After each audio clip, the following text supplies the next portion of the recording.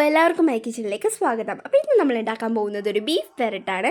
അപ്പോൾ ആദ്യം തന്നെ ബീഫൊക്കെ എടുത്ത് നന്നായിട്ട് കഴുകി വൃത്തിയാക്കി അതിലേക്ക് ഉപ്പ്, മഞ്ഞൾപ്പൊടി, മുളക് പൊടി, മല്ലിപ്പൊടി, മസാല തുടങ്ങിയവ ചേർത്ത് നന്നായിട്ട് മിക്സ് ചെയ്ത് വയ്ക്കുക. അതിനുശേഷം ഒരു 2 hours എങ്കിലും റെസ്റ്റിംഗ് ടൈമും കൊടുക്കുക. അതിനുശേഷം ഒരു ചട്ടി എടുത്ത് അതിലേക്ക് വെളിച്ചെണ്ണ ഒഴിച്ച് കുറച്ച് കടുക്, കരിവേപ്പില, വറ്റൽമുളക്, അതുപോലെ തന്നെ ജിഞ്ചർ ആൻഡ് ഗാർലിക് ആഡ് ചെയ്ത് കൊടുക്കുക. അതിനുശേഷം ജിഞ്ചർ ആൻഡ് ഗാർലിക് ഇപ്പോൾ തന്നെ ആഡ് ചെയ്ത് വേണമെങ്കിൽ അത് പിന്നെ ആഡ് ചെയ്താലും മതി. പക്ഷേ ജിഞ്ചർ ആൻഡ് ഇപ്പോൾ തന്നെ ആഡ് ചെയ്ത് ഒഴിച്ചാൽ കുത്തൽ ചേവയൊക്കെ മാറി നല്ലൊരു രീതിക്ക് കിട്ടും കേട്ടോ. അതുകൊണ്ടാണ് ആദ്യം തന്നെ ഇത് ആഡ് ചെയ്ത് കൊടുക്കുന്നത്. പിന്നെ ഞാൻ ഇവിടെ കുറച്ച് രമ്പല ഇട്ട് കൊടുക്കുന്നുണ്ട് കേട്ടോ. ബീഫിൽ രമ്പല ഇട്ടാൽ നല്ല ടേസ്റ്റാണ്, അതുകൊണ്ടാണ് ഞാൻ ഇട്ട് കൊടുക്കുന്നത്. അവൈലബിൾ ആണെങ്കിൽ നിങ്ങൾ ഇട്ട് കൊടുത്താൽ മതി, അത് നെസസറി അല്ല കേട്ടോ. അതിന് നന്നായിട്ട് ഒന്ന് മൂത്ത് വരുന്ന സമയത്ത് തന്നെ നമുക്ക് തക്കാളി ആഡ് ചെയ്ത് കൊടുക്കുന്നുണ്ട്. നിങ്ങൾക്ക് വേണമെങ്കിൽ അത് സവോള ഇടുന്നതിൻ്റെ കൂട്ടത്തിൽ തന്നെ ഇട്ടാൽ മതി. പക്ഷേ ഇങ്ങനെ ചെയ്ത് കഴിഞ്ഞാൽ അത് കുറച്ചുകൂടി സിമ്പിളാണ്. കുറച്ചുകൂടി സിമ്പിളായിട്ട് അത് വേഗം വെന്ത് വരും. അപ്പോൾ അത് അങ്ങനെ ആഡ് ചെയ്ത് കൊടുക്കുക. അതിന് ശേഷം സവോള ആഡ് ചെയ്ത് കൊടുക്കുക. അതിലേക്ക് കുറച്ച് ഉപ്പ്, മഞ്ഞൾപ്പൊടി, പിന്നെ കുറച്ച് മസാലയും കൂടി ആഡ് ചെയ്ത് കൊടുക്കുക.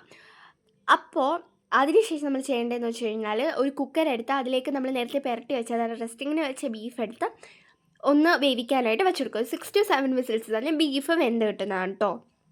ആ ഒരു സമയത്ത് നമ്മുടെ ഉള്ളിയും കൂടി റെഡിയാക്കി എടുക്കുക കേട്ടോ. ഉള്ളിയും കൂടി നന്നായിട്ട് വരട്ടി നല്ല ഒരു ബ്രൗണിഷ് കളർ ആവുന്നത് വരെ ഇളക്കി അത് റെഡിയാക്കി എടുക്കുക.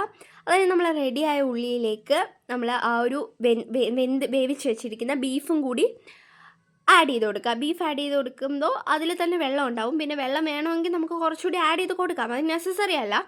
നിങ്ങളിപ്പോൾ പെരട്ട് രൂപത്തിലാണെങ്കിൽ അങ്ങനെ വെള്ളം ഒന്നും ആഡ് ചെയ്ത് കൊടുക്കേണ്ട ആവശ്യമില്ല. അഥവാ നിങ്ങളിപ്പോൾ കറിയാക്കിയായിട്ട് ആണ് എടുക്കുന്നുണ്ടെങ്കിൽ കുറച്ച് വെള്ളം ആഡ് ചെയ്ത് കൊടുക്കാം, നമുക്ക് വേണമെങ്കിൽ ആഡ് ചെയ്താൽ മതി കേട്ടോ.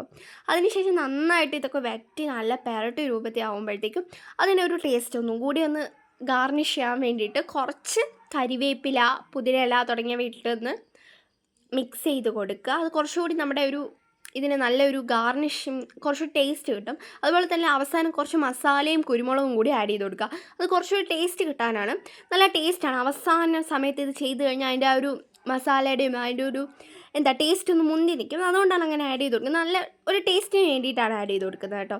അതിനുശേഷം നമ്മൾ ബീഫിൻ്റെ കൂടെ എപ്പോഴും കഴിക്കുന്ന ഒരു കോംബോ ആണ് കേട്ടോ, ബെറോട്ട. അത് ഞാൻ ഇവിടെ സെറ്റാക്കി വെച്ചിട്ടുണ്ട്. അപ്പോൾ ബെറോട്ടയും ബീഫും കഴിക്കാൻ നല്ല ടേസ്റ്റാണ്. അപ്പോൾ എല്ലാവരും വീട്ടിൽ ട്രൈ ചെയ്ത് നോക്കുക. അപ്പോൾ എല്ലാവരും ലൈക്ക് ചെയ്യുക, ഷെയർ ചെയ്യുക, സബ്സ്ക്രൈബ് ചെയ്യുക. Thank you.